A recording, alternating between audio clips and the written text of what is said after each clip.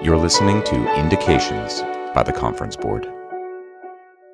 Hello, welcome to Indications. I'm Elizabeth Crowfoot, Senior Economist at the Conference Board. Today we're continuing our series of 3 podcasts based on our report, U.S. Labor Shortages, Challenges, and Solutions, which you can find on our website. In this second episode, we discuss the impact of higher wages on the labor market and corporate profits. Joining me today is Gad Levanon, head of our Labor Markets Institute. Gad is a foremost expert on U.S. labor markets and of forecasting the U.S. economy. He was an early predictor of labor shortages back in 2014 and has been leading our research on the topic ever since. I'm also joined by Frank Steemers, associate economist at the Conference Board. Frank is one of our primary researchers focusing on U.S. and global labor markets and has developed several of our online data sets assessing labor shortages. Gad and Frank, thank you for being with us today. Thank you, Elizabeth. Thank you, Elizabeth. So in this podcast, we're going to touch on 4 different topics related to wage growth. First, wages have been growing in this decade, but still at a slower rate than what we have seen in the past. Second, we'll talk about trends in salary increase budgets and what they are. Third, we'll discuss evolving pay compression between new hires and existing workers. And finally, we'll talk about the impact of wage increases on company profits. So let's get right into it. Gad, despite having historically tight labor markets, wage growth is not as high as in 2007 before the Great Recession. Why is that? Yeah, it's true. The wage growth has been accelerating, but it's still below where we were in 2007, despite a tighter labor market, historically tight labor market. And there are several reasons for that. I think number one is that as opposed to most recent decades, the tight labor market is especially visible for blue-collar and manual services workers.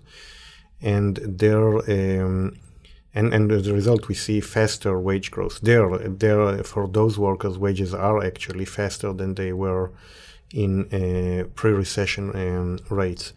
But the highly educated white-collar workers, the management, professional, and related, for them, labor markets are not that tight, and they are seeing a much more moderate growth in wages. And since they are only about 40% of employment, but most of the high earners are in that group. So they're responsible for much more than 50% of total labor costs. So they kind of drag down the overall wage growth. So that's one reason. And by the way, if you want to learn more about why labor markets are especially tight for blue-collar and manual services, our first Elizabeth, right? Our first episode of this podcast is covering that. Right. I would definitely encourage our listeners to go back and listen to our first episode of this podcast series for a primer on why we're seeing labor shortages, and especially in the blue-collar and manual services occupations that Gad is mentioning. Right. The second reason is that we have a much lower productivity growth rate now than we had in before the recession, and productivity growth is an important determinant of wage growth because when workers are more productive, they contribute more to the company, and as a result, companies are willing to pay them more, but productivity growth has been abysmal in the last decade. A third reason is that everything is growing more slowly. If you look at revenues, prices, they are all growing more slowly now than they did before the recession. So therefore, it's not surprising that wages are growing more slowly. And one additional interesting related evidence is our survey of salary increase budget, which also show very little increase. So, Gad, what do you mean by salary increase budgets? So yeah, this is a kind of a jargon term that compensation professionals use, and it describes the kind of the money that companies put aside for in their budget for regular raises. So that typically does not include wages for new hires or promotions or things like that. It's just the kind of the average raises that the company gives their workers, and that very much relates to what's called the salary structure. So in many companies they have like various ranges of salaries with a maximum, minimum, and midpoint, and how fast they raise those bands impacts also the salary increase budgets. So what kind of trends are we seeing with these salary increase budgets and the salary structures, and how does that tie into labor shortages? Right. So we are, despite the labor shortages and the tight labor markets, and despite the fact that overall wage growth has been accelerating, the salary increase budgets since around 2011 have been flat at around 3%.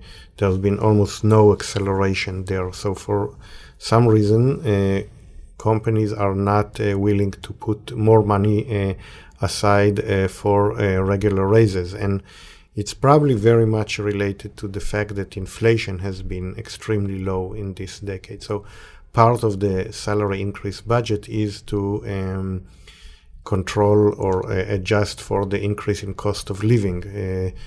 And in the past, we had periods of double-digit inflation, and that was necessary. But over time, inflation has been moderating, and now it is struggling to go above 2%. In such times, fewer companies are therefore adjusting for the cost of living.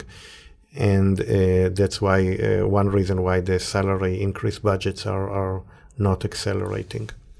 So it sounds like wage increases for some workers are somewhat disconnected with broader labor market conditions, especially because labor shortages often means that wages do start to accelerate. So as a result, then we're seeing some pay compression among different types of workers. Frank, can you explain what we mean by wage compression?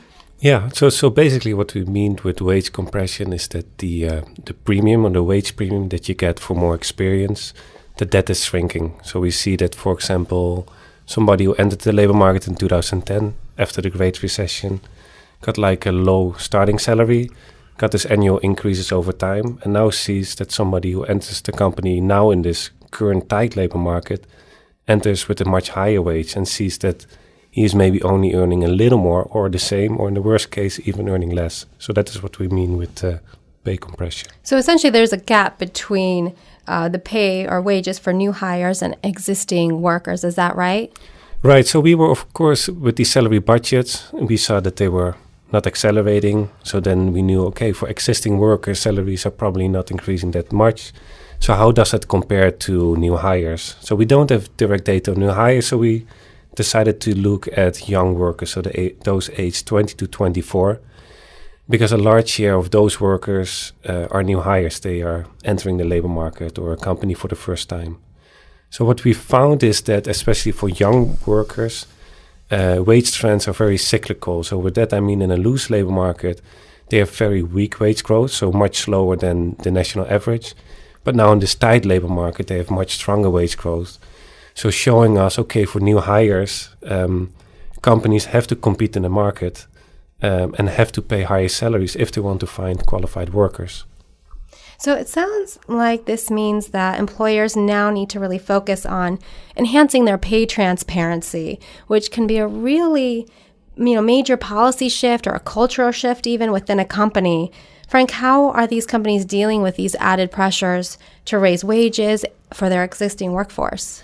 Well, of course, there are pressures, and you see that some companies also decide to raise wages because that is, of course, the fastest solution. What it means for profitability, that's of course a second question or a second issue that you then have to answer on.